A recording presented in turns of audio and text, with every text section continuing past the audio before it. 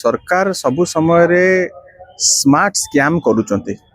वर्तमान गोटे लोक जिते बड़े ता घरे इलेक्ट्रिसिटी आणुची सेते बड़े सीए सुरक्षा जमा दउची तापरे प्रत्येक मास जहाँ सी कंज्यूम करुची जतिकी बिल कंज्यूम करुची ता पाई मध्य पेमेंट करुची किंतु एबे सरकार ता उपरे गोटे बोझ उपरे आ गोटे ललिता बिड़ा जोड़ी देइचंती अतिरिक्त सुरक्षा जमा। ये कौन पाई आकु केही दबा पाई कि राजी नुहति ये जनविरोधी निष्पत्ति आकु तुरंत प्रत्याहार करंतु। आ उपरे आमे आपण जानिथिबे टीपीसीडीएल ऑफिस सम्मुखरे मध्य ये आंदोलन करथिलु। सरकार टीपीसीडीएल कांधरे बंदूक रखिकी फुटौचंती। एवं द्वितीय कथा स्मार्ट मीटर को ओडिशावासी विरोध करुचंती। भारत वर्ष रे कौनसी जगह वर्तमान सुधा स्मार्ट मीटर लगी नहीं। बीजेपी शासित राज्य मानकरे मध्य स्मार्ट मीटर लगी नहीं। स्मार्ट मीटर रो विश्वसनीयता ऊपर समस्तकर प्रश्नवाची अच्छी। स्मार्ट मीटर को प्रथमे आगे सिटिंग जज जो अच्छी हाईकोर्ट रो तांको द्वारा आगे जांच करा जाऊ। सॉफ्टवेयर इंजीनियर एवं इलेक्ट्रिकल इंजीनियर मानक द्वारा एवं आमर उपभोक्ता महासंघर प्रतिनिधि माने रही आगे स्मार्ट मीटर को जांच करंतु।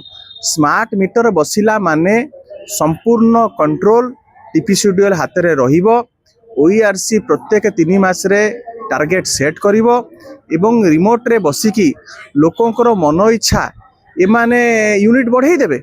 नवीन बाबू को समय रे गोटे व्यक्ति जेतिकी विद्युत खर्च कले गोटे यूनिट उठुला आज सेतिकी विद्युत खर्च कले 2 यूनिट उठुची एवं विद्युत शुल्क बहुत वृद्धि पाई साराणी।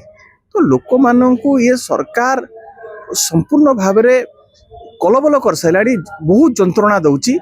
आरी प्रतिवाद रे बिजु युव जनता दल बिजु छात्र जनता दल अतीत आंदोलन करिछि। आगु आकु आहुरी तीव्रतर करा जिवो एवं सरकार जो कथा कही 300 यूनिट मागणा बिजुली देवे बोली से प्रतिश्रुति आज पर्यंत कहीं पूरण होनी। ता माने आगामी दिन में जेकोसी राजनैतिक दल आसिकी ए भलिया मिछ कथा कही भोट नहीं कि पलि जीवो एवं परवर्ती समय रे प्रतिश्रुति पालन करिवनी। वर्तमान आमे जहाँ देखुचु ये सरकार रो नेता मंत्री माने केही तांकर प्रतिश्रुति पालन करूनाती। वर्तमान समस्ते माति जाइचंती किपरि भाबरे तांकर व्यक्तिगत विकास किपरि भाबरे हबो सेमाने किपरि भाबरे टंका ठुलो करिवे एई थेरे मातिचंती। ओडिशा जनसाधारण को संपूर्ण भाव में प्रतारित करचंती। आरी विरुद्ध रे जनजागरण सृष्टि हबो एवं ओडिशा व्यापी आंदोलन को दुर्बार करा जिवो एवं आ पई आमे ऑलरेडी रूपरेख तैयारी कर सैलुनु। खूब शीघ्र आम राजस्व गोले जाऊँ। वर्तमान आउ गोटे बड़ कथा है सरकार सरकार सरकार प्रथमे ओडिशावासी को आगे जनइबार आवश्यकता रही।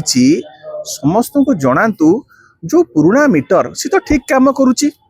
वर्तमान ताकू परिवर्तन को कारण करा जिवो को कारण पुराना मीटर को कौन पाई परिवर्तन करा जिवो आगे सरकार तार स्पष्टीकरण दियंतु। पुराना मीटर तो ठीक काम करुच्ची वर्तमान को उद्देश्य रे लोकंकर किभली भाव में सुविधा हम स्मार्ट मीटर बसिले से कथा लोक आगे सरकार उत्तर दियंतु।